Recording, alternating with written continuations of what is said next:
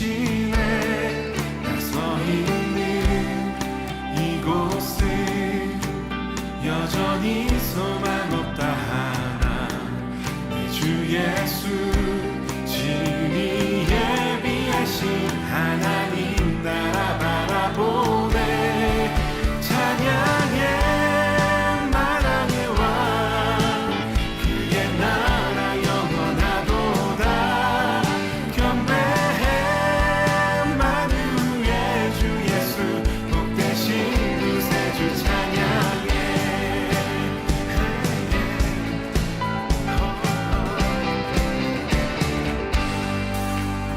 선하신 나의 주 항상 내 안에 계셔서 어둠을 밀어내사 오늘도 새 노래 주시네 나서 있는 이곳은 여전히 소망 없다 하나 내 주 예수 친히 예비하신 하나님 나라 바라보네 찬양해 만왕의 왕 그의 나라 영원하도다 경배해 만유의 주 예수 복되신 구세주 찬양해 찬양해 만왕의 왕 그의 나라 영원하도다 경배해 만유의 주 예수 복되신 구세주 찬양해 주 사랑 영원하고 주의 끝이 없네 온 만물아 크게 선포하라 온 백성 구속하신 왕께 주 사랑 영원하고 주의 끝이 없습니다 주의 끝이 없네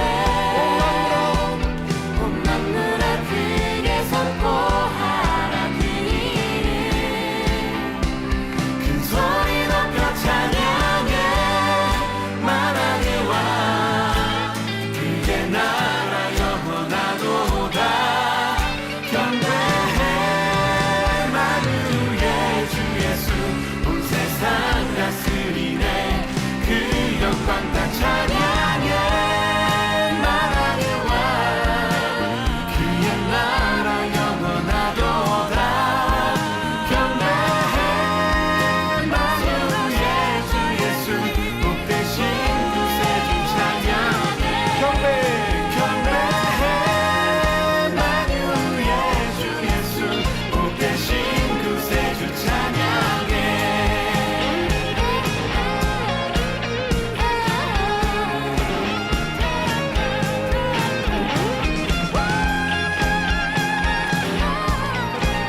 복되신 구세주 찬양해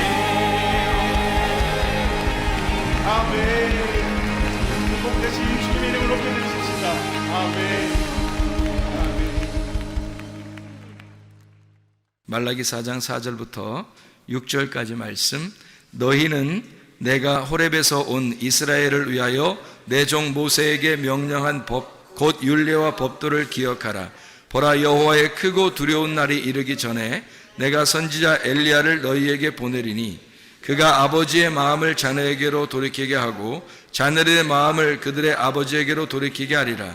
돌이키지 아니하면 두렵건대 내가 와서 저주로 그 땅을 칠까 하노라 하시니라. 아멘. 성경에 두 가지 큰 핵심이 있습니다. 성경에 두 가지 큰 핵심이 있는데 하나는 선이고 하나는 악이에요. 그게 성경의 두 가지 큰 핵심이에요. 선과 악이라고 해야 되는 거죠. 이 두 가지가 합해서 생명이라고 하는 이 한 가지가 되는 게 이 성경입니다. 우리가 이제 그걸 전제로 해서 성경을 봐야지, 그렇지 않으면 성경이 보이질 않는 거예요. 성경 자체가 그런 것이기 때문에 그렇습니다. 그러니까 이렇게 되는 거죠. 하나님이 복을 내려주시는데, 말씀을 잘 지켜 행하면 복을 내려주시는데 그 복을 안 받으면 진노가 임한다 이 말이에요. 그러니까 진노와 복은 아주 같이 병행하는 거죠. 그러니까 진노하고 복은 같이 병행해. 그러니까 선과 악은 같이 병행해서 우리에게 찾아오는데, 우리가 선을 선택하지 않으면 악한 것이 우리에게 온다는 얘기예요. 그러니까 하나님의 복이 임하지 않으면 하나님의 진노가 같이 임한다, 이런 얘기입니다. 그러니까 여호와의 크고 두려우신 날, 여호와의 크고 두려우신 날이 어떤 날이겠어요? 여호와의 크고 두려우신 날이, 그날 여호와의 크고 두려우신 날이 임하는데, 그때는 언제냐면 그 전에 엘리야를 보낸다고 그랬고, 그리고 침례 요한을 보낸다고 그랬거든요. 그러니까 침례 요한하고 엘리야를 보내는데 어떤 말씀을 너희가 기억하고 있어야 된다? 모세의 율례를 너희가 기억하고 있어야 된다. 그러니까 모세와 엘리야와 침례 요한은 사실은 같은 입장인 거예요. 모세와 엘리야와 침례 요한은 같은 입장인데, 엘리야와 이제 엘리야 같은 그런 침례 요한을 너에게 보낸다. 어떻게? 언제? 크고 두려운 날이 임하기 전에 보낼 것이다, 이런 얘기죠. 그러면 크고 두려운 날이 임하는 날은 어떤 날이에요? 그 날은 구원의 날인 거죠. 크고 두려운 날은 구원의 날인 거예요. 그런데 그 구원을 너희가 구원으로 받지 못하면 어떤 날이 된다? 그 날이 진노의 날이 된다. 무슨 말인지 알겠지? 그러니까 구원과 진노는 같은 날이 있는 겁니다. 같은 날, 동시에 있는데, 구원을 구원으로 받지 못하면 그러면 너희에게 진노가 임한다. 여기에 이제 그 말씀을 해주고 있는 거예요. 그러니까 엘리야와 모세가, 이제 엘리야와 그 모세의 율법, 그리고 침례 요한이 너희에게 임하는 그날, 너희에게는 둘 중에 하나가 임하는 거죠. 우리에게는 둘 중에 하나가 임하게 돼 있어요. 뭐가 임하게 돼 있다고요? 구원 아니면 진노가 임한다는 거죠. 그러니까 여러분에게 이제 하나님 말씀이 증거될 때는 어떤 말씀이 증거되는 거예요? 어떤 말씀이 증거되냐면 모세의 율법, 그리고 엘리야의 말, 그리고 침례 요한의 말이 증거되는 거죠. 이것이 증거되면, 먼저 증거되면, 그 다음에 이걸 받은 사람이 구원을 받는다 그러면 누굴 받은 거예요? 이 말씀을, 그러니까 엘리야와 침례 요한을 만나서 그 말씀을 받았더니 이 사람에게 누가 온 거야? 그러니까 누가 찾아온 거예요? 뭐가 찾아온 거예요? 구원이 찾아오는 거예요. 그러니까 구원의 길을 가르쳐 줬으니까, 구원의 길을 알려줬으니까 구원이 찾아오겠죠. 그 구원이 누구예요? 예수님이죠. 그러니까 구원이라는 예수님이 찾아오는 건데, 그 구원에 예수님 못 만나면 어떻게? 진노가 너희에게 임한다. 그 날이, 그 크고 두려운 날이 구원이 아니라 너희에게 진노의 날이 될 것이다, 이런 말씀이 되는 것입니다. 그러니까 우리가 하나님의 그 섬기심과 우리가 그 섬김을 받는다는 문제가 성경에서 굉장히 중요한 말인데, 왜 그러냐면 그게 복음이거든요. 하나님이 우리를 섬겨주시면 복음이 되는 거예요. 내가 열심히 하나님을 섬기면 율법이 되는 거고요. 그러니까 성경에서 이게 율법과 복음의 아주 중요한 차이점이거든요. 그러면 열심히 섬기는 것은 누구만 해야 돼요? 예수님만 해야 되는 거예요. 예수님만 열심히 섬기는 거예요. 섬김을 열심히 받는 사람들은 우리가 돼야 되는 거고요. 그러니까 우리가 열심히 섬김을 받으면 복음이 되는 거고요. 열심히 우리를 섬겨주면 그게 율법이 되는 겁니다. 그러니까 그게 예수님이 율법으로 우리를 섬겨주시는 거예요. 자, 이제 그게 이제 예수님이 우리에게 율법으로 섬겨주면 그거를 우리는 복음이라 그렇게 말을 하는 거죠. 다시 말하면 이런 거죠. 율법 자체가 나쁜 게 아니고, 생각을 해보세요. 침례 요한 자체가 나빠요? 안 나빠요? 안 나쁘죠. 엘리야 자체가 나빠요? 안 나빠요? 안 나쁘죠. 그러니까 엘리야가 갈멜산에서 막 전투를 일으켜가지고 전투에서 바알 제사장들을 막 목을 쳐서 죽였어요. 승리해가지고 이스라엘 백성들 보고 왜 가운데서 머뭇머뭇 하려느냐, 하나님을 여호와를 선택하려면 나한테로 와라, 그렇게 얘기하잖아요. 그럼 아니면 저쪽 바알 숭배자들한테 가야 되는데 그 바알 숭배자들은 다 목을 쳐서 죽인단 말이에요. 그러니까 엘리야 자체는 바알 숭배자들 입장에서는 완전히 심판자죠, 엘리야가. 그래 이스라엘 백성들한테는 구원자가 되는 거예요. 그렇죠? 엘리야 자체가. 그러니까 한쪽에서는 무서운 사람이지만 한쪽에서는 아주 사랑의 사람인 거죠.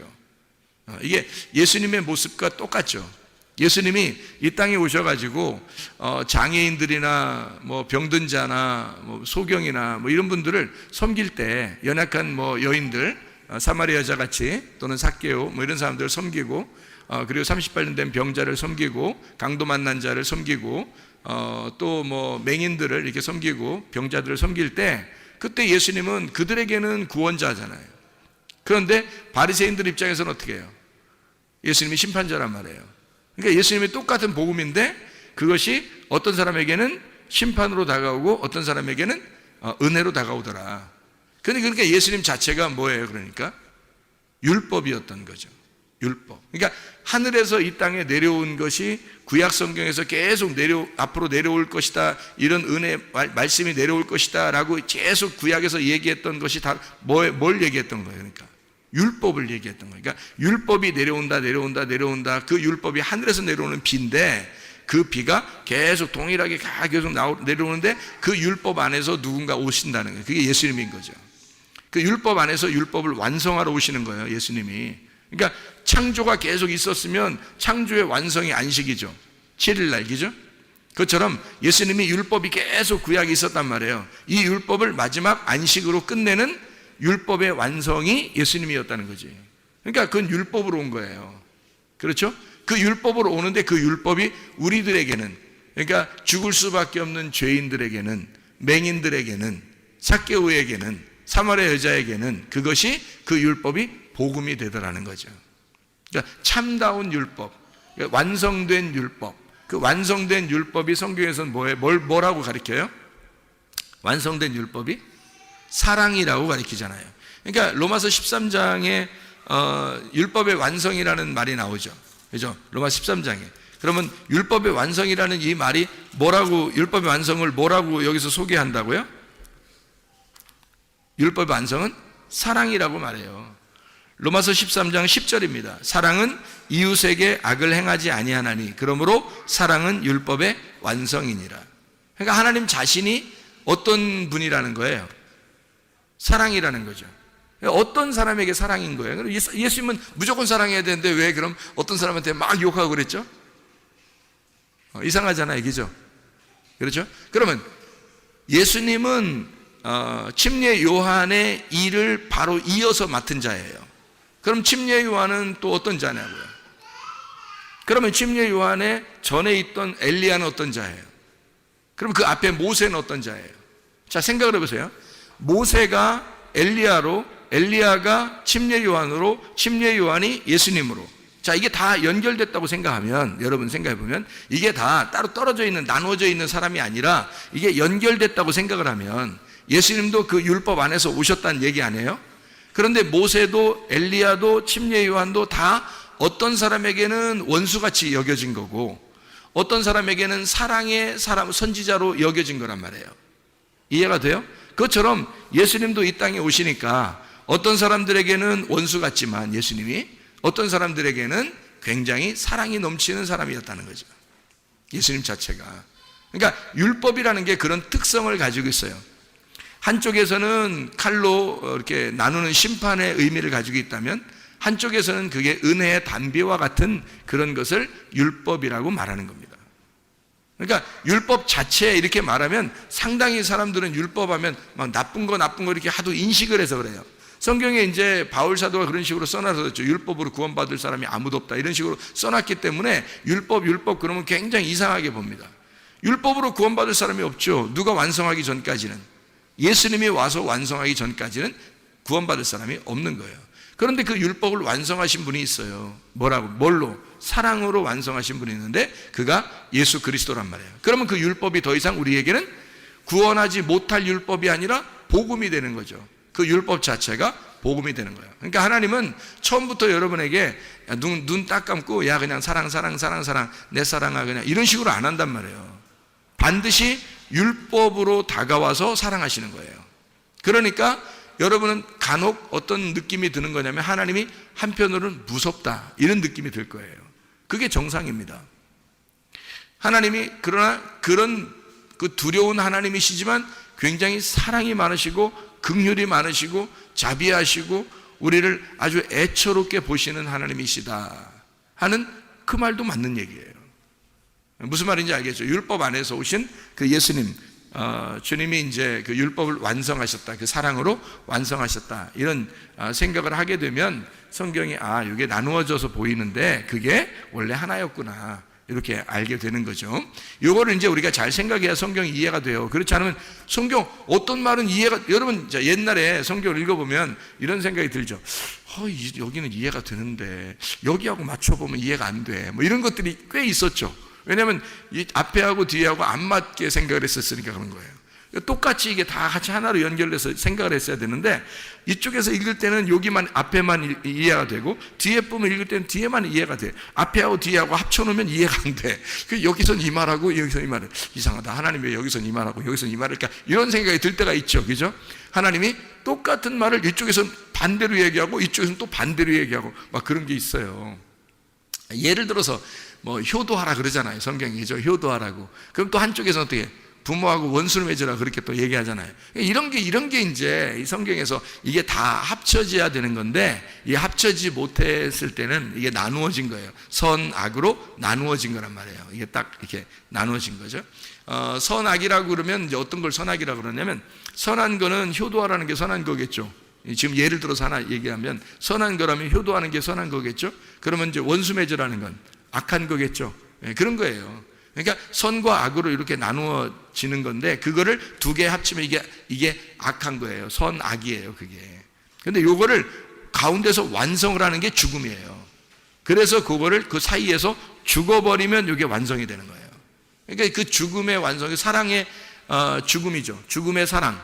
그게 이제 완성을 시키는 거예요. 이웃을 위해서 목숨을 버리는 그 사랑. 그 예수님이 하는 것이죠. 예수님은 우리의 이웃이니까. 그죠? 우리가 예수님의 이웃이고 우리의 이웃은 예수님이에요. 그러니까 예수님과 우리는 서로 이웃인데 원수가 아니고 이웃이어야 말이에요. 그래서 원수인 나를, 율법으로 원수를 맺었던 나를 율법이 오셔서 이웃을 사랑함으로 완성을 했단 말이에요. 그래서 십자가 못 박혀 죽으셔서 이 율법이 완성이 됐어요, 이미. 그래서 결론은, 항상 성경의 결론은 다 선한 것으로 나옵니다. 성경의 결론은 무조건 다 선한 것으로 나와요. 그러니까 그런 하나님을 여러분이 인정한다면, 하나님은 우리를 선하게 섬기시고 인도하시는 하나님이구나 라는 걸 전제하고 성경을 봐야 되는 거죠. 그러니까 그렇게 하신 하나님이라고 하는 건 뭘 전제했다는 얘기예요? 선악으로 나눠졌다는 얘기예요? 생명으로 하나가 됐다는 얘기예요? 생명으로 이미 하나가 됐다는 얘기예요. 어떻게 하면 선악이 생명으로 하나가 되는 거예요? 어떻게 하면?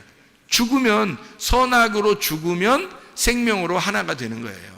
그래서 우리 보고 주님을 따라오라는 거예요. 그래서 너희가 선악으로 죽으면 네가 선악의 눈으로 보지 않고 두 눈으로 보지 않고 한 눈이 없어지면 하나의 눈으로 보게 될 것이다. 그게 생명이라는 것이다. 하나님이 그토록 우리를 사랑하시는 거다라고 하는 그런 얘기입니다. 자, 두 개가 한 개로 보인다는 얘기를 좀 이제 이해가 되겠죠. 무슨 말인가? 여기서 진노를 받는다, 복을 내린다. 구원을 주신다, 진노하신다. 구원을 구원으로 받아들이지 못하면 진노가 임하는 거다. 그게 같은 날 오는 거다. 그래서 이쪽 진노가 오는 쪽에서 볼 때도 크고 두려운 날이고요, 구원의 날이 오는 것도 크고 두려운 날입니다. 그러니까 하나님의 날은 크고 두려운 날이에요. 그런데 한쪽에서는 구원의 찬양을 하게 되고 한쪽에서는 통곡하는 진노가 임하게 되는 것입니다. 그게 이제 누가 임하면 그렇게 된다고요? 누가 오면? 침례 요한이 오면 그런 일이 벌어진다고. 그럼 그 침례 요한이 누구의 이름으로 왔다고요? 엘리야의 이름으로 왔다고요. 엘리야처럼 왔다고. 그 엘리야는 뭐 어떤 말씀으로 왔다고요?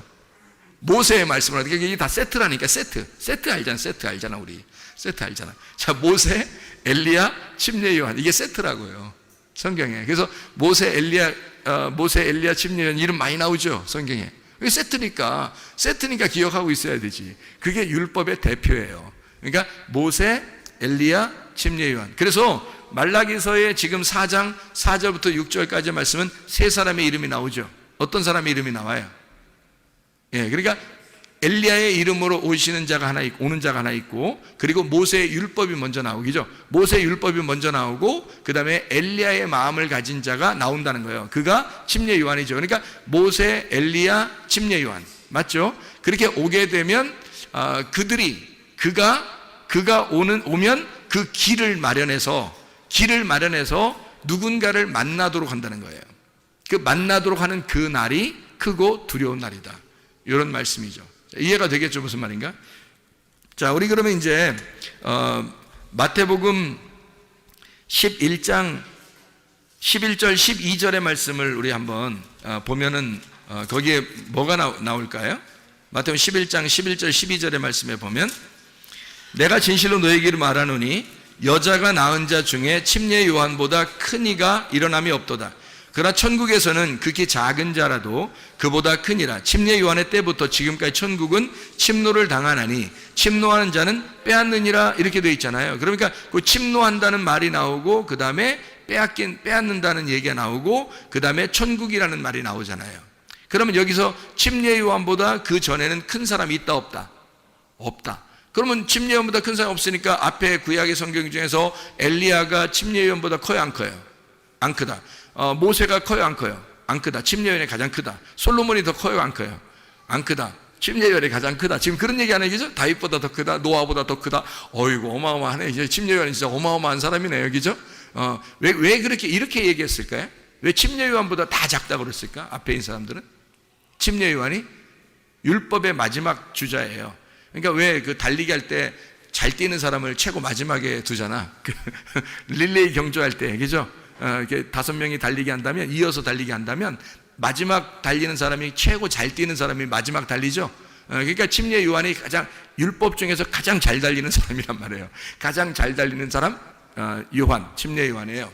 그 침례 요한이 나중에 어떤 이름으로 바뀌느냐면요. 사랑의 사도 요한으로 바뀌는 거예요. 이름이. 똑같은 이름이잖아요. 그러니까 침례 요한이 뭘로 바뀌느냐면 이게 침례 요한의 그 율법이 완성이 되잖아요. 그러면 사랑의 요한이 되는 거예요. 성경에 보면 요한복음 하면 막 사랑이 넘치죠. 요한 1서, 요한 2서, 요한 3서 그러면 막 사랑이 넘치잖아요. 하나님은 사랑이시다. 막 이러고 막 이러잖아요. 그게 뭐 때문에 요한을 갖다 그렇게 요한이 또 그런 글을 쓰게 되도록 하나님이 허락하셨을까? 그게 침례 요한이 율법의 마지막 주자로 왔기 때문에 그 율법이 완성된 예수가 마지막 이제 오잖아요. 침례 요한 다음으로 예수님 오잖아요. 그러면 요한이 사랑의 하나님을 소개하는 거예요. 그러니까 이 사랑의 순서를 소개하느라고 침례 요한이 예수님을 거쳐 사랑의 요한이 되는 거란 말이에요. 아니 물론 이 사람이 죽었다가 요한으로 부활해서 무슨 윤회했다 이런 말이 아니에요. 그런 말이 아니라 성경의 그 요한이라는 이름 자체가 그 요한이 침례 요한이라는 이름하고 요한 그리고 예수님 거쳐서 그 다음에 사랑의 요한이 된단 말이에요. 마지막에 십자가 못 박혀 돌아가실 때 누구만 거기 십자가 밑에 있었어요? 제자 중에서 요한만 있었어요. 요한만.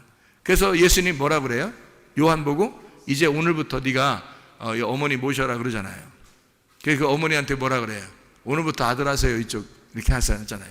그러니까 거기서 하여튼 십자가에 못 박혀 돌아가실 때까지 하여튼 효도는 하여튼 하신 분이야. 십자가 못 박혀 돌아가시면서 끝까지 하여튼 효도하신 분이야. 아들하고 그 어머니하고 자긴 죽으니까 이제 둘이 연결하세요. 둘이 이제 손 잡으세요. 마지막 이제 해놓고 이제 돌아가시는 거예요. 제가 돌아가시는 거예요? 하니까 물어보는 거죠. 물어보는 거면 이제 그런 것 같지가 않죠. 그런 건 아니죠. 왜냐하면 보세요. 예수님의 동생들이 있어요, 없어요? 있어요. 예수님의 동생들이 있기 때문에 굳이 요한을 아들로 안 해도 아들들이 있어요.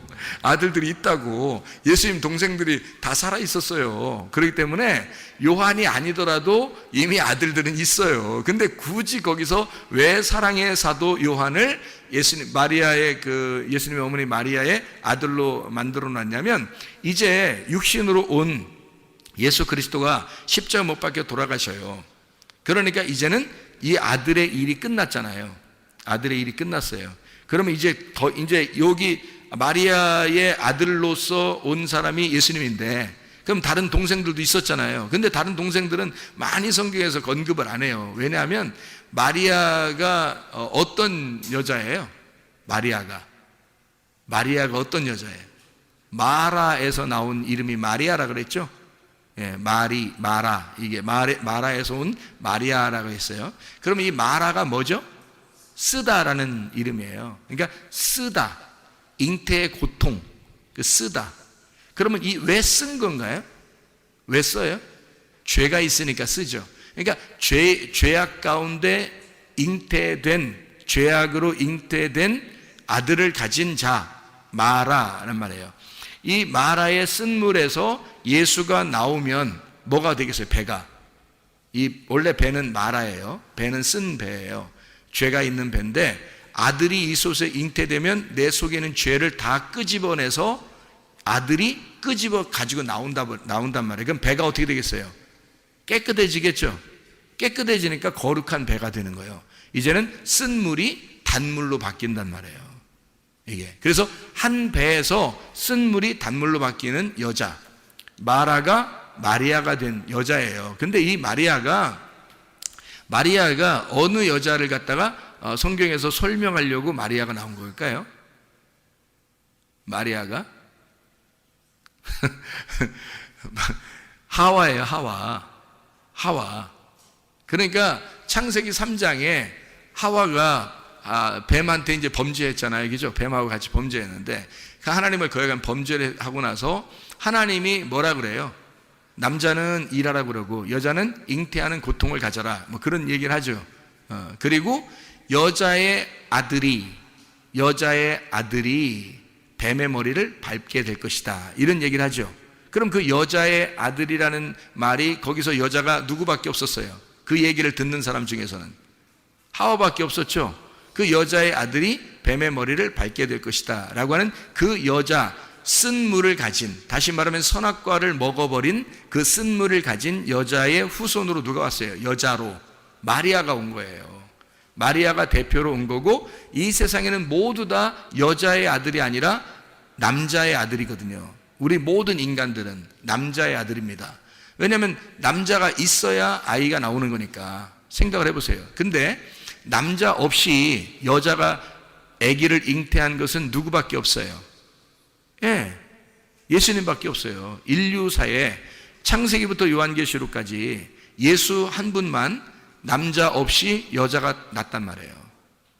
이해가 돼요? 그래서 여자가 난 예수, 그 아들이 뱀의 머리를 밟게 될 것이다 라고 얘기한 거거든요. 이해가 되겠죠? 그래서 이 마라의 쓴물을 가진 여자가 예수를 잉태하고 출산함으로 그가 단물로 바뀌는, 이런 선악과가 생명나무로 바뀌는 역사가 일어났다는 얘기입니다. 그 아들이 이 땅에 오셨거든요. 그러니까 마리아에게서, 여자에게서 유일하게 태어난 남자가 누구라고요? 예수님이라고요. 근데 그 아들을 지금 누구한테 인계해 주는 거예요? 십자가 못 박혀 돌아가실 때 요한한테 인계해 주는 거란 말이에요. 그러면 요한이 이제 그다음부터는 어떤 사람이 된다는 거야? 여자의 후손이 된다는 얘기야. 그게 무슨 말인지 알겠어요? 이제까지 여자의 후손은 인류 역사상 누구밖에 없었다고요? 예수님밖에 없었다고. 그래서 예수님을 하나님의 아들이라 그러는 거야. 인류사의 모든 이 세상의 남자, 사람이라는 남자의 아들들인데 모두 다 그의 후손이 돼야 되는데, 인류사에 여자의 후손은 예수님 한 분밖에 없었어요. 맞죠? 그런데 그 여자의 후손으로 이제 내가 십자가에 못 박혀 죽으니 완성되었다. 그러니까 이제 너는 지금 오늘부터 여자의 후손이다, 이 말이에요. 네가 이제 여자의 후손이다. 그 말은 뭐를 선포하는 거예요? 내가 죽으니까 너는 하나님의 아들이 된다는 얘기야. 요한복음. 놀라운 얘기죠. 우리가 하나님의 아들이 된다? 불가능한 얘기인데 예수님 때문에 가능한 거죠. 예수님이 십자가 못 박혀 돌아가셔서 우리를, 네가 이제는 여자의 후손이 되는 거야. 그러면 예수님이 된다는 얘기예요. 사랑의 요한이 이제는 마리아의 아들이 됐다는 얘기예요. 그냥 단순히 여러분은 효도하려고 거기서 십자가에서 얘기했는가 보다, 그렇게 생각하는 사람도 있더라니까. 하긴 뭐 그렇게 생각은 자유니까 그렇게 생각한다고 한들 뭐 그거 가지고 또 뭐 아이고 그렇게 했대, 뭐 아이고 뭐 그 생각을 그 정도밖에 못해, 뭐 그렇게 하면 안 되고요. 그 정도 많이 하신 거죠, 생각을. 그렇지만 그런 말이 아니잖아요. 여러분이 생각을 가만히 지금 들어보시라고. 그 말이 무슨 말인가, 이게 무슨 말인지를 들어보시라고. 성경을 전체적으로 봐야죠.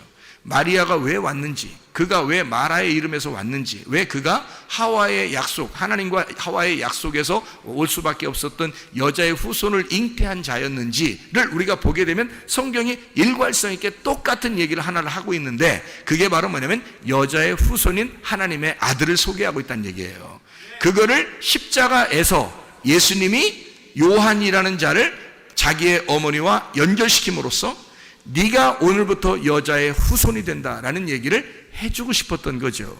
그래야 말이 일치가 되고 맞는 얘기지, 이 인간적인 효도 얘기를 하는 거겠어요?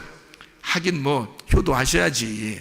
그렇지만 성경을 좀 더 영적으로 좀 생각을 해보자는 말이에요. 좀 더 깊이 진리의 말씀을 영적으로 좀 생각할 수 있어야 되지 않겠습니까? 깊이 있게, 그죠? 우물물을 자꾸 이렇게 퍼내서 깊이 있는 그 우물의 깊은 물을 마셔야 더 시원하고 그게 더 생수죠. 그렇죠? 자, 어쨌든 이게 여자의 후손으로 온 게 사랑의 사도 요한이에요. 그러니까 침례 요한이 사랑의 사도 요한으로, 그래서 하나님의 율법이 하나님의 사랑으로 완성이 되었다. 이러면 하나님의 여자의 후손인 하나님의 아들이 된다. 무슨 말인지 알겠죠? 자, 그래서 사랑이 완성이라는 말이 그냥 단순히 뭐 사랑하면 완성된다 그런 말 아니에요. 그러니까 율법이라는 그 자체를 완성할 때, 다시 말하면 예수의 죽음을 전제로 할 때 십자가 사건이 율법의 완성이다. 이런 얘기를 우리에게 해주고 있는 말씀들입니다. 자, 우리 이제 성경 한 보고 마치도록 하겠습니다. 마태복음 11장의 11절 12절에 침례 요한이 침노하는, 그 이후부터는 침노하는 자라는 거예요. 그러면 예수님 때부터는 어린아이라 할지라도 침례 요한보다 크다는 거죠. 침례 요한이 구약에서 가장 큰 자였는데, 왜 가장 큰 자냐면 이 사람이 예수님의 얼굴을 직접 본 사람이에요. 그 전에는 다 이렇게 그 그림자로 봤다고요. 왜냐면 직접 나오지 않았으니까. 근데 직접 나와서 그와 함께 살고 동시대에 그 예수를 동일하게 엘리야와 같은 선지자였지만, 모세와 같은 율법을 가진 자였지만, 침례 요한만 유일하게 예수님의 얼굴을 직접 만나고 본 사람이란 말이에요. 그러니까 이 세상에 뭐 앞에가 훌륭한 선지자들이 얼마나 많아요. 사실 율법 그러면 모세고요, 선지자 그러면 엘리야거든요. 근데 그거를 뛰어넘은 자가 침례 요한이라고 한 것은 왜 그러냐면 직접 복음의 하늘의 아들을 직접 본 거예요, 이 침례 요한이. 그러면 이제 직접 본 하나님의 아들 이후부터는 어떻게 되는 거예요? 여기서는 이제 어린아이라 할지라도 침례 요한보다 큰 거죠. 왜냐하면 앞에 침례 요한까지는 율법이었고, 그 예수님 안에서는 침례 요한보다 더 큰 자가 예수님이니까, 예수님이 침례 요한보다 더 큰 자니까 그 예수님 안에서는 어린아이도 침례 요한보다는 크다는 얘기죠. 그러니까 누가 침노하느냐는 거예요. 예수님이 침례 요한 때까지 이제 이 때부터 지금 천국이 올 때까지 계속 침례 요한까지는 율법의 시대였는데, 그때부터 천국은 침노를 받는데요. 침례 요한 때부터 천국이 침노를 받는데, 그럼 그 침노한다는 말이 어떤 의미라고요? 침노가 비아조라는 단어입니다. 강제로 들어가다라는 말이고, 이게 비아, 폭력이라는 단어입니다. 비오스, 생명이라는 말이고요. 침노하는 자가 빼앗는다 할 때 그 침노하는 자가 비아스테스라는 단어고, 이게 난폭한 사람, 폭력자를 말합니다. 폭력자만이 그걸 빼앗게 된다는 거예요. 이게 비아조에서 나온 단어고요. 강제로 들어간다는 말입니다. 그러니까 침노에 들어간다는 걸 의미하는 거예요. 구원은 그러니까 그냥 단순하게 은혜로 받지만, 그 구원을 받은 것을 이 하나님의 말씀을 깨닫고 완성을 하려면요, 이게 계속 침노에 들어가야 되는 거예요. 침노에 들어가는 거예요. 그러니까 이 침례 요한 때부터 예수님까지 계속 폭력을 당한다는 거예요, 이게. 그러면 왜 폭력을 당한다는 단어를 썼을까? 이렇게 폭력을 당한다는 단어를 왜 여기다가 썼을까 하는 얘기예요. 그게 율법이었기 때문입니다. 율법이었기 때문에. 그게 폭력이라는 거예요. 그러니까 율법이라고 하는 건 어떻게, 뭐라고 했어요? 율법은 폭력과 사랑이 같이 온다 그랬죠, 그죠? 그러니까 진노와 구원이 같이 온다 그래요. 그게 율법이라고요. 근데 이 예수님은 이 율법의 어느 부분을 맡았어요? 은혜의 부분을 맡은 거예요. 예수님이 율법이 이렇게 하나인데, 율법이 구원과 진노가 같이 오고, 율법의 은혜와 이 징계가 같이 오는데, 그 중에 은혜의 부분을, 복음의 부분을 누가 맡았냐면 예수님이 맡은 거예요. 그러면 그 전에 있는 사람들은 다 징계를 맡아야 되는 거거든요. 그 할당된 분야가 그런 거예요. 할당된 분야가 그런 거지 그 사람들이 뭐 나쁘다 이런 의미가 아니란 말이에요. 할당된 분야가 모세, 엘리야, 침례 요한에 맡은 분야가 뭐냐면 침노하는 겁니다. 그러니까 침노, 폭력하는 자가 누가 돼야 되느냐면 침례 요한 때부터 예수님 천국이 올 때까지가 계속 침노를 당하는, 폭행을 당하는 거니까 잘 생각해 봐요. 폭행하는 자가 있을 거 아닙니까? 난폭하게 폭행하는 자가 있을 거 아니에요. 그게 뭐겠냐고요. 침례 요한 때부터 천국이 올 때까지 계속 폭행을 당한다는 거예요. 그러면 이 폭행하는 자가 누군가 있어야 되잖아요. 그게 누구냐고요. 침례 요한이란 말이에요. 침례 요한 때부터 천국이 올 때까지니까 침례 요한 때부터 계속 폭행이 일어나요. 그리고 예수님 오신다면 천국이 온단 말이에요. 그러면 그 사이에 그 폭력을 행사하는 자가 침례 요한이죠. 그러면 또 이제 이걸 우리가 잘 생각해 봐야 돼요. 왜 이걸 생각해 봐야 되냐면 여러분 그 누가복음 10장 30절에 보면 강도 만난 자가 나오는데 강도 만난 자가 어떻게 됐죠? 때려 맞아가지고 어떻게 됐어요? 거의 반 죽었다는 얘기예요? 아니면 반 딱 잘라서 죽었다는 얘기예요? 반 딱 잘라서 죽었다는 얘기예요. 헤미다네스라는 단어인데요. 이게 헤미다네스가 헤미라고 하는 절반이라는 단어하고요, 드네스코 죽는다라는 말의 합성어예요. 그래서 반이 딱 절반이 죽었다는 얘기입니다. 그러니까 반이 잘라졌다는 얘기예요. 반을 딱 자르는 게 누가 하는 거냐면 선악과가 하는 겁니다. 선악과가. 그러면 이 사람이 이 강도 만난 자가 만난 그 강도는 뭔 거예요? 그러니까 선악과인 거예요. 그러니까 선악과를 담당하는 율법이 만난 거예요. 그러니까 선악과를 담당하는 율법이 이 강도 만난 자를 만난 거예요. 그게 강도였던 거야. 그러니까 그 강도를 담당하는 사람들이 있었어요. 성경 구약에. 그 사람들이 제사장들하고 레위인들이야. 그래서 그 사람들은 지나가는 거예요. 왜? 잘 만난 거거든. 강도를 잘 만났잖아요. 그 제대로 만났다 너 강도를. 이렇게 해서 지나가는 거예요. 자기들이. 그러니까 우리가 이제 그냥 보면은 아우 이 사람들 진짜 인간적으로 사랑도 없어. 뭐 이 사람들 인간도 아니야. 뭐 야 우리는 그렇게 살지 말자. 뭐 이러면서 얘기를 해요. 그러면 이제 성경을 진짜 엉덩이가 뚱뚱하게 보는 거예요. 진짜. 그게 진짜 성경을 그러니까 전혀 다른 눈으로 보는 거예요. 성경이 하나님의 눈으로 보질 않고 그냥 진짜 자기 눈으로 보는 거예요. 야, 우리 착하게 살자. 이러면 안 되겠다. 야, 이제, 사람이 인간이 진짜 그럴 수 있냐? 누가 옆에서 그렇게 이렇게, 강도 만나가지고 이렇게 힘들어 하는데, 그냥 지나쳐. 우리 레위나 제사장들 그 사람들 외식하는 사람들이니까 그런 식으로 살지 말고 사랑을 해줘야 돼. 이렇게 얘기하는데요. 제사장과 레위인이 지나간 이유를 제가 가만히 여기서 생각을 해봤어요. 우물을 파고 또 파서 깊이 생각을 해봤어요. 그 깊은 우물을 이렇게 들여다보니까 제사장과 레위인이 그 사람을 지나칠 수밖에 없었던 이유는 그가 제대로 강도를 만났기 때문입니다. 제대로 강도를 만났기 때문에 딱 반이 잘라진 거예요. 그러니까 제사장 레위인이 더 이상 건들 게 없는 거야. 자기들이 건들 게 없어서 그냥 지나가는 거예요. 반 잘라지는 역할을 제사장 레위인 그 율법이 해야 되는 거거든요. 그 율법이 담당하는 거예요. 그게 선악과가 담당을 해야 되는 거거든요. 제대로 감당을 했어요. 제대로 담당해서 제대로 잘라놓고 가는 거야. 그러니까 누구만 오면 돼요? 선한 사마리아인만 오면 되는 거예요. 선한 사마리아는 왜 온 거예요? 자기가 반쪽이니까. 반쪽을 잃어버린 반쪽이에요. 그게 선한 사마리아인이야. 그래서 반쪽을 찾아서 좀 먼 길을 온 거예요. 지금 반쪽을 찾아서 하늘에서 이 땅으로 반쪽을 자기의 잃어버린 반쪽을 찾아온 거예요. 그러니까 반쪽을 만났으니 제대로 만난 거죠. 그러니 선한 사마리아인은 당연히 만나러 오는 거고요. 제사장 레위인들은 잘라진 걸 보고 가는 거고요. 확인하고 가는 거고. 선한 사마리아인은 자기 잃어버린 반쪽을 찾아서 온 거죠. 자, 이런 말씀드립니다. 성경이 얼마나 감사한지. 우리는 사실 이 땅에서 잃어버린 반쪽이 되어야 그 나를 찾으러 자기의 잃어버린 반쪽을 찾으러 오신 예수님을 만나요.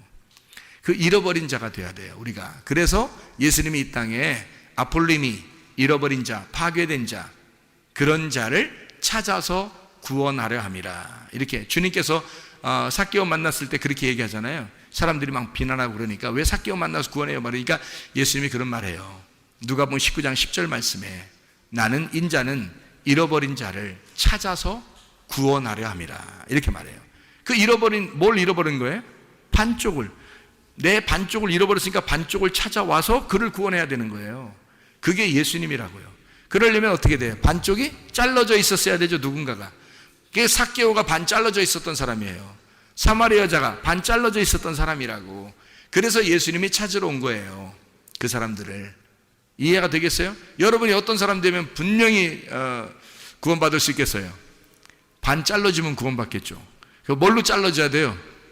율법, 모세, 엘리야, 침례 요한에 의하여 반 잘라져야 된다는 얘기입니다. 이해가 되겠습니까? 그렇게 되면 예수님이 찾아오신다는 얘기예요. 율법과 모세, 엘리야, 침례 요한은 하나였으니까 그게 우리를 자르는 역할을 가지고 있는 헤미다네스를 역할을 하는, 헤미 절반, 드네스코 죽이는, 반을 딱 잘라 죽이는 역할을 하는 자니까 그것이. 그래서 요한복음 10장에 8절 10절에 보면 예수님은 선한 목자인데 누가 먼저 온다고 했어요? 도둑, 강도가 먼저 온다. 절도자가 먼저 와서 너희를 도둑질하고 그리고 죽이고 멸망시킨다. 이렇게 얘기하는 거죠. 그래야 너희들을 도둑질하고 죽이고 멸망시켜야, 너희들을 하나님의 그 마음에서 너희를 빼앗으면 도둑질이잖아요. 그럼 옛날에 그 율법을 가르치던 사람들이 대부분 어떻게 했어요? 이스라엘 백성들에게. 예수님이 왜 왔어요? 사람들이 그 율법으로 하나님 백성들을 자꾸 뺏어가니까, 그러니까 하나님이 직접 내려와서, 그 아들이 내려와서 자기 하나님의 마음에서 뺏어가는 자를 찾아오는 거예요. 그러니까 그걸 뺏어가는 자가 있었는데 그걸 도둑이요 절도, 죽이고 멸망시키는 자다, 이렇게 얘기한 거죠. 거기에서 뺏어오는 거예요, 예수님이. 그 선한 목자라는 거예요. 주님이 그 양을 뺏어오는 거죠. 자기 양을 뺏어오는 거예요. 누군지 알겠죠? 그러니까 이게 자기들 양이 아니야. 이게 도둑놈들 양이 아니에요. 이 도둑놈들이 누구예요? 그러니까 율법사들, 제사장들, 바리새인들, 이런 사람들이에요. 율법을 가르치는 자들이라고요. 하나님의 마음을 모르고 가르치는 자들, 그게 도둑놈이라는 거예요. 마음을 뺏은 거잖아요. 하나님의 마음에서 우리를 양들을 뺏어간 거란 말이에요. 그러니까 하나님 마음 모르게 한 거죠. 마음은 모르고 그냥 겉으로 율법만 알도록 만들어 놓은 거예요. 그러니까 그 마음이 뺏긴 거죠. 하나님으로부터 마음을 뺏은 자, 그가 강도, 도둑이고 절도, 멸망시키고 죽이는 자란 말입니다. 이해가 되겠어요? 거기서 예수님이 와가지고 뺏어오는 거예요. 하나님의 마음으로 뺏어서 다시. 그래서 하나님의 마음으로 예배를 드려라, 이렇게 얘기하잖아요. 너희들 겉으로 막 헌금하고 겉으로 뭐 선한 일하고 막 이러는데 이 독사의 자식들아 뭐 이러면서 너희들은 하나님의 의와 인과 신을 버렸다, 이렇게 말하잖아요. 하나님의 마음을 너희가 모르고 갔다는 거죠. 하나님의 마음을 모르고 행동하는 것이더라, 이런 얘기들을 하는 거잖아요. 그렇죠? 그러니까 절도, 강도, 이게 먼저 와야 된다는 게, 이게 나쁜 거예요? 아니면 율법이에요? 율법. 하나님의 마음에서 율법으로 빼앗은 자들이 있어요. 그게 누구냐면 율법이고, 그게 모세고 엘리야고 침례 요한이었다는 겁니다. 그래서 하나님 입장에서 보면 이 밑에서 먼저 온 자들이 하나님의 마음을 폭행한단 말이에요. 예수가 이 땅에 오니까 율법이 이걸 폭행하는 거예요. 그래서 율법을 아는 자, 율법으로 예수님을 죽이는 겁니다. 율법으로. 그래서 율법 안에서 죽임, 타살 당해야, 율법 안에서 타살, 죽임을 당해야 우리를 구원하는 거예요. 율법 안에서. 그게 이제 하나님의 구원의 방법인데요. 하나님 자신이 죽임당하는 그런 이야기입니다. 자, 요한복음 5장을 한번 봐봐요. 요한복음 5장 45절을 한번 여러분이 보면 우리를 고발하는 검사, 고발하는 자가 있는데 우리를 잡아가고 고발하는 자가 나와요. 거기에 뭐라고 나오냐면 이렇게 나오죠. 요한복음 5장 45절의 말씀입니다.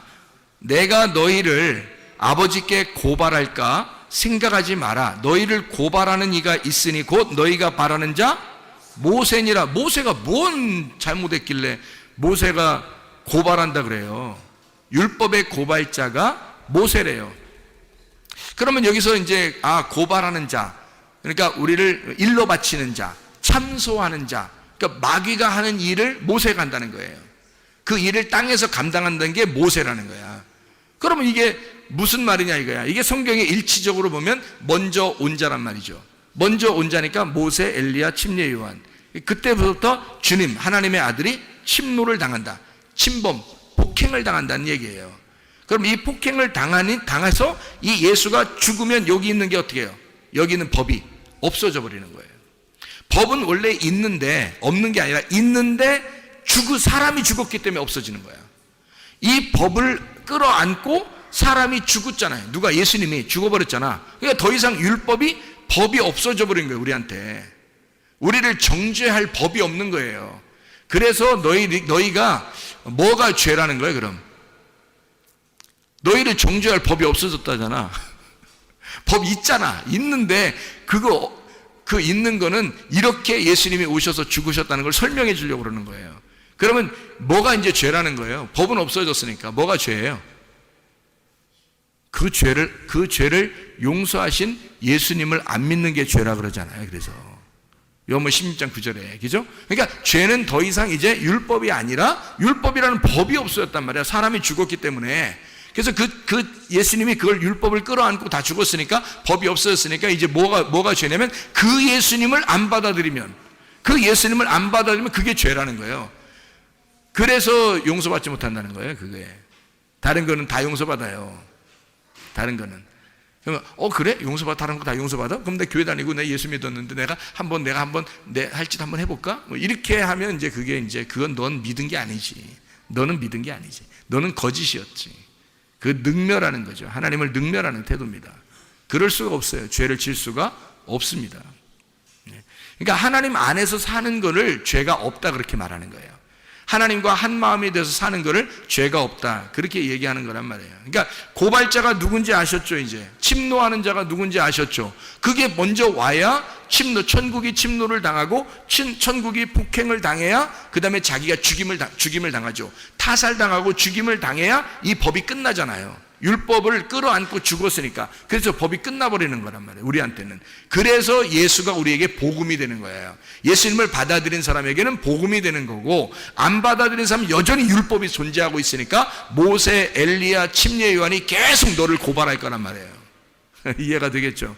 계속 우리를 모세, 엘리야, 침례 요한이 와서 너희를 고발하는 거예요. 그러면 이제 그가 고발자니까, 마귀가 참소하는 자잖아요. 참소하는 자처럼 너희를 율법이 와서 너를 계속해서 고발할 것이다 그 말이에요. 왜요? 왜 고발해요?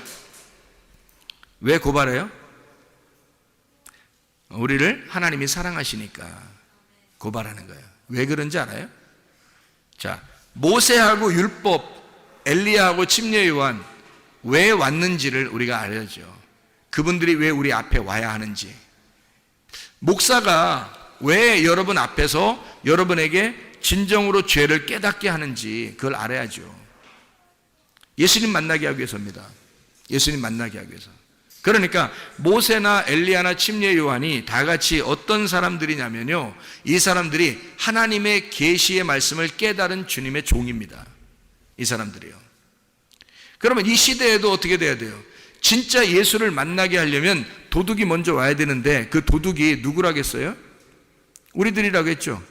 나라겠다, 지도자라겠단 말이에요. 그러면 모세, 엘리야, 침례 요한 그리고 율법, 그 율법을 가진 주의 종들이 예수를 만나게 하는 율법, 그러니까 예수를 만나게 하는 그 도둑, 강도, 절도가 돼야 된단 말이에요. 그럼 그게 이제 우리가 생각할 때는 도둑놈, 절도, 강도, 그게 뭐야? 저 사람들이 교회 목사네 그러면서 우리 거 다 도둑질하고 그러는 거 아닌가? 뭐 이렇게 생각할지 모르겠지만 그걸 잘 알아야죠. 왜 모세가, 엘리야가, 침례 요한이 왜 우리를 폭행하고 침노해야 하는지, 왜 예수를 죽여야만 했는지, 그리고 예수를 죽인 것처럼 너희들에게 그렇게 찾아오는지, 왜 그 말씀의 율법의 말씀으로 우리를 왜 찾아와서 우리를 자꾸 때리는지, 가슴을 자꾸 치는지 그거를 알아야죠. 왜 그러는지. 하나님의 계시를 맡은 그 깨달은 종이 돼야지만이 그 일을 감당해야 되는 거고요. 그걸 모르는 종이 그냥 뭐 사람들 뭐 설교한다고 그냥 잘했나 잘한다 뭐 이러고 뭐 그냥 사람들 귀에 듣기 좋은 말 하고 설교 막 잘한다 그러고 이렇게 하는 거는 아니란 말이에요. 아무나 이렇게 먼저 온 자가 있어야 예수를 만나는 거니까 먼저 온 자가 아무나 그냥 막 만나면 여러분이 예수님 만날 것이냐? 아니에요. 침례 요한 같은 사람 만나야 예수님 만나는 거예요. 엘리야 같은 사람 만나야 예수님 만나는 거예요, 여러분. 모세 같은 사람 만나야 되는 거예요. 그럼 이 사람들은 어떤 사람들이었어요? 하나님의 종이었어요. 하나님이 선택한 종이었다고요, 이 사람들. 그런 사람들이 있단 말이죠. 그런 사람을 만나야 여러분이 진짜 복음, 예수를 만날 수 있는 거예요. 아무나 그냥 막 그냥 설교한다고 다 그냥 그 사람들 다 똑같은 사람들일 거야. 아니, 성경에 이게 모세, 엘리야, 침례요한이 다 다른 사람 똑같아요? 아니에요. 하나님이 분명히 선택한 주의 종들이 있다고요. 하나님이 선택한, 하나님과 진짜 한 마음이 된, 그래서 자기 역할을 감당해야 되는, 자기가 예수가 아니니까 예수를 만나게끔 하는, 자기가 막 위대해지고 자기가 능력이 많고 자기가 막 기적을 나타내고 자기가 표적을 나타내고 그러면 그 사람이 예수지. 그럼 예수, 딴 예수 만날 필요 없죠. 그 사람 만나면 되잖아요. 그러면 안 되잖아요. 그러면은 잘못된 종을 만난 거란 말이에요. 그건 진짜 잘못된 걸 만난 거고요. 진짜 하나님의 종을 만난다는 얘기는 이 사람이 비록 좀 다소 부족해 보여도 예수의 진리, 예수라고 하는 그 진리를 정확하게 소개해 줄 수 있는 사람이 돼야 되는 거죠. 그 길을, 광야에 외치는 자의 소리가 돼야 되는 거예요. 그 광야에 외치는 자의 그 임금을 만나게 하려고, 자기가 모시는 그 임금을 만나게 하려고 최선을 다해서 그 소리치는 자, 그거예요. 그러니까 그게 모세고 그게 엘리야고 그게 침례 요한이었던 거란 말이에요. 그러니까 우리가 그들이 뭐라고요? 그러니까 누가복음 10장에서는 강도라고요. 딱 반 잘라서 죽이는 자. 여러분이 그렇게 반 잘라서 죽여줘야, 죽고 있어야 예수님이 와가지고 잃어버린 반쪽을 찾아온다 그랬잖아요. 그래, 여러분의 반쪽을 잘라주는 자가 필요한 거지. 여러분을 반쪽을 잘라주는 자가 그게 모세요, 그게 엘리야요, 그게 침례 요한이라는 얘기죠. 이해가 되겠습니까? 그 사람들은 하나님의 전적인 종이에요. 하나님의 계시를 깨달은 종이라고요. 그래서 이 사람들은 그런 일을 자기가 자기의 역할을 충분히 감당하는 거란 말이에요. 자기 잘 보이려고 하는 게 아니라, 이 사람들은 자기들 잘 보이려고 하는 게 하지 않았어요. 하나님을 직접 만나게 하려고 애썼단 말이에요. 이 사람들은. 왜? 자기들은 자기가 진짜 그 복음이 아니니까 자기들은 그냥 잘라주는 역할을 하는 자란 말이에요. 그래서 길을 갖다 제시해 주는 자란 말이에요, 이 사람들이. 그러니까 도둑이라, 강도다, 먼저 온 목자다라고 하는 것은 하나님의 말씀의 길을 제시하는 자란 말이에요. 그게 모세, 엘리야, 침례 요한, 진리의 예수를 만나도록 길을 마련해 주는 자, 그걸 강도라고 그런다고. 우리가 생각하는 강도하고 전혀 반대란 말입니다. 이게 성경에서 말하면, 그래야 성경이 일치가 되죠. 한쪽만 보면 강도, 그럼 무조건 마귀, 끝, 이렇게 하면 안 된단 말이에요, 이게 성경이. 그러면 먼저 온 자, 나중 온 자, 이게 안 맞는다고요. 그렇게 그냥 막 무조건 아무렇게나 얘기해버리면 성경이 일치가 돼야 되고 성경이 하나로 통일되어 있는 하나님의 말씀입니다. 이건 하나님께서 이미 계획에 의하여, 하나님의 전적인 계획에 의하여 순서대로 쓴 책이에요. 이게 성경이. 그걸 깨달아야 되죠. 세상의 어둠의 음녀 입장에서 생각해 보세요. 음녀가 여리고로 내려가고 있어요. 강도 만난 자죠. 여리고로 내려가고 있어요. 그러면 누가 와야 돼요? 강도가 와야 돼요. 와가지고 여리고 내려가는 걸 갖다 잘라버려야 되는 거지. 그냥 반 죽여버려야 되는 거지. 그럼 그 반 죽는 강도 만난 자를 어떻게, 감사합니다, 감사합니다, 그래야 되는 거죠. 왜냐면 반 잘라줬으니까. 여리고로 내려가니까 잘라버리더라, 나를. 이거잖아. 그러면 이게 감사한 거야, 아니면은 막 황당한 거야? 감사한 거죠. 모세, 엘리야, 침례 요한을 만나야 된다고요. 그 강도를 만나야 된다고. 음녀 입장에서는 여리고의 길을 끊어주는 자, 여리고로 내려가는 그 길을 끊어주는 자란 말이에요. 이게 막 마음을 찢어놓는 자죠. 잘라놓는 자죠. 세상길 가지 말라고. 그러는 자가 모세, 엘리야, 침례, 요한이란 말입니다. 다시 예루살렘으로 길을 돌이키라고, 예루살렘으로 네가 오던 길로 다시 돌이키라고 그렇게 잘라주는 자란 말이에요. 제 갈 길 가는 어둠의 양이 있어요. 양들은 다 어떻게 간다고 그래요? 자기 갈 길 가요. 자기 갈 길을. 목자가 없으면, 그러니까 자기 제 갈 길을 막 가는 거예요. 목자가 없으면. 그게 양이에요. 제 갈 길 가는 그 양의 길을 끊어주는 자예요. 그냥 갑자기 그 앞에 길을 확 무너뜨려가지고 막 낭떠러지로 만들어버리는 거예요. 그래서 양이 그냥 꼼짝 못하게 만들어 놓는 거예요. 그러면 양 입장에서는 감사한 일이지, 그게. 그렇잖아요? 자기의 길을 끊어줬으니까. 그러니까 끊어주고 자기를 막 폭삭 망하게 하니까 어떤 분이에요? 그러니까 이게 강도라고 성경에 표현한 거지. 이해가 되겠어요? 그런데 그 강도는 어떤 강도야? 우리한테는 진짜 필요한 강도, 꼭 와야 할 강도. 강도여 옷이 없어서 뭐 이렇게 해야 된다니까. 그 강도여 옷이 없어. 왜? 먼저 그 강도가 오셨어야 되는 거야. 오셔야 돼. 자기한테 그 강도가 오셔야 두 번째 선한 목자 대신 예수님이 오는 거거든요. 강도가 안 오니까, 사람들이 강도를 못 만나니까 예수가 예수를 안 찾아. 왜냐면 잃어버려 봤어야. 자기가 반이 잘라지지 않았으니까 잃어버린 반쪽이 어딘지 찾지 않는 거야, 자기도. 근데 반이 딱 잘라서 죽어봐요. 그러면 잃어버린 반쪽을 찾아, 자기도. 죽겠어 막 이러는데 자기도 잃어버린 반쪽이 막 어선가 막 어디선가 갑자기 나타나가지고 확 반쪽이 잃어버린 반쪽을 찾아서 확 나타나니까 선한 사마리아인인 거야. 그게 무슨 말인지 이해가 되시죠? 무슨 말이에요, 성경이. 자기의 갈 길 가는 어린 양의 길을 끊어주는 자, 그게 강도라고요. 그게 모세, 엘리야, 침례, 요한. 음녀의 입장에서는 강도고 죽이는 자고 멸망시키는 자. 각기 제 길로 가는 양 입장에서는 그가 도둑이고 강도고 죽이는 자고 멸망시키는 자란 말이죠. 그렇지만 그것이 반드시 필요하다, 우리에게.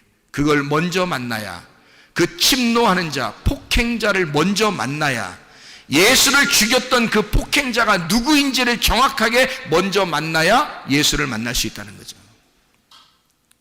그를 먼저 못 만나면 예수 못 만나죠. 그 폭행자가 누구인지를 먼저 알아야죠. 그 율법 안에서. 침례 요한, 맹인을 만드는 자, 죽이는 자, 문을 완전히 닫아놓는 자, 휘장을 완전히 쳐서 안 보이게 만드는 자, 우리를 깜깜하게, 진짜 답답하게, 진짜 아무것도 앞에 길이 안 보이게 만드는 자, 그게 모세, 엘리야, 침례, 요한이에요. 그럴 때 여러분은 죽겠어요, 하나님? 하나도 안 보여요. 내가 맹인인가 봐요. 하나도 안 보여요. 답답하죠? 그래야 예수님 찾는 거예요. 그래야 그 사마리아 여자처럼 애절하게 그 생수의 물을 기다리는 거예요. 그래야 삭개오처럼 막 달려와서 뽕나무 위에라도 올라가서 얼굴이라도 쳐다보고 싶은 거예요. 맹인이 되어야, 소경이 되어야, 죽이는 자가 죽어가는 자가 되어야, 멸망당하는 자가 되어야, 문이 꽉 막혀서 아주 앞뒤 꽉 막혀 힘들어 죽겠는 사람이 되어야. 홍해바다와 요단강이 우리 앞에 있습니다. 이것을 홍해바다를 이렇게 앞에 놓고요, 요단강을 이렇게 딱 앞에 막아놓은 것은 이유가 있어요. 이것을 열어주기 위해서입니다. 홍해바다를 앞에 놓고 요단강을 이렇게 앞에 놓고 딱 덮여 있잖아요. 그럼 이렇게 덮여서 이렇게 막아놓은 것을 뭐라 그래요? 막아놓은 거를 문 닫혔다는 얘기예요. 그게 율법이야. 그게 강도고, 우리를 저쪽으로 못 건너가게 막아놓은 거란 말이에요. 이 막는 자, 우리를 막아서 뒤에는 애굽 군대가 쫓아오죠. 앞에는 홍해바다가 있죠. 딱 우리를 막혀서 우리가 도저히 앞에 나갈 수 없을 때 하나님 어떡합니까? 라고 호소할 수 있잖아요. 그 하나님께 호소하니까 하나님이 구원자를 보내주셔요. 그 구원자가 모세의 지팡이야. 이것을 앞에 내밀어라 이거지.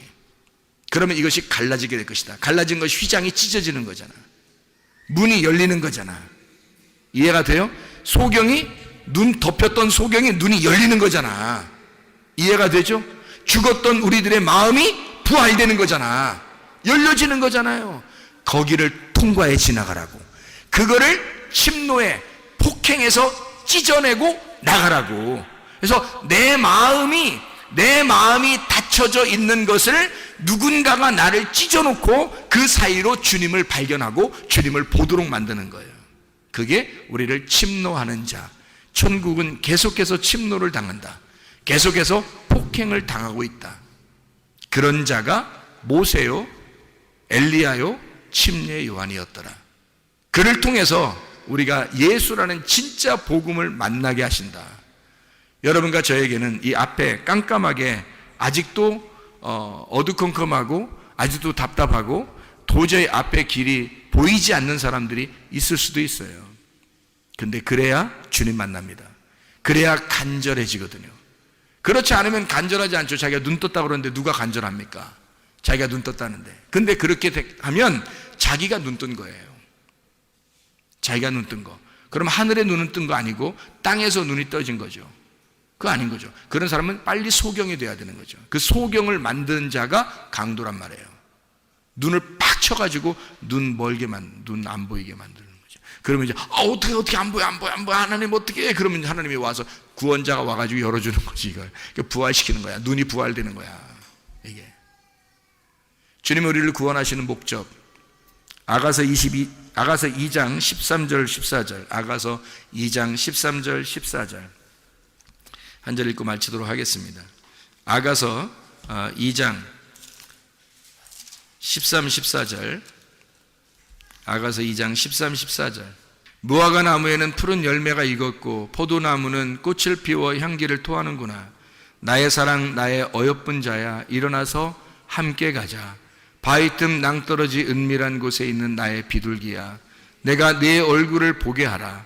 네 소리를 듣게 하라.